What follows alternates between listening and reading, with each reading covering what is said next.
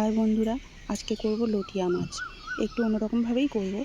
মাছটা বার করে নিয়েছি ফ্রিজ থেকে।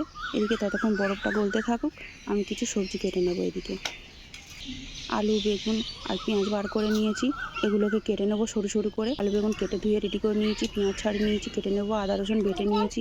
কড়াই একটু তেল দিয়ে দিলাম। কড়াই তেলটা গরম হতে হতেই মাছটা আমি ভালো করে ধুয়ে নিয়ে চলে এসেছি। বরফ ছেড়ে গেছে। নুন, হলুদ আর লঙ্কা দিয়ে ভালো করে মেখে নিলাম।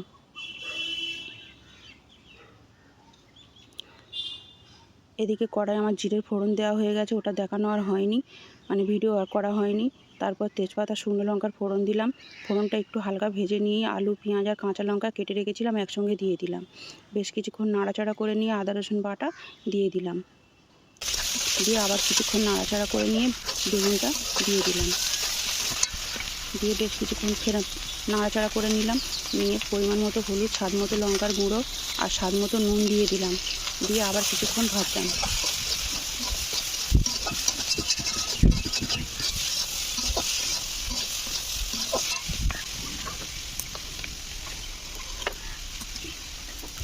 বেশ কিছুক্ষণ ভাজতেই যে মাছটা আমি মেখে রেখেছিলাম নুন, হলুদ, লঙ্কা দিয়ে, সেই মাছটা আমি দিয়ে দিলাম। এই মাছের জলেই আমার সবজিটা সেদ্ধ হয়ে যাবে। মাছ থেকে যা জল উঠবে সেই জলেই আমার আলু, বেগুন সব সেদ্ধ হয়ে যাবে। একটু করে ঢাকা দিতে থাকবো আর নাড়তে থাকবো। এইদিকে তারপর কিছুক্ষণ পর দুটো টমেটো কুচিয়ে দিয়ে দিলাম।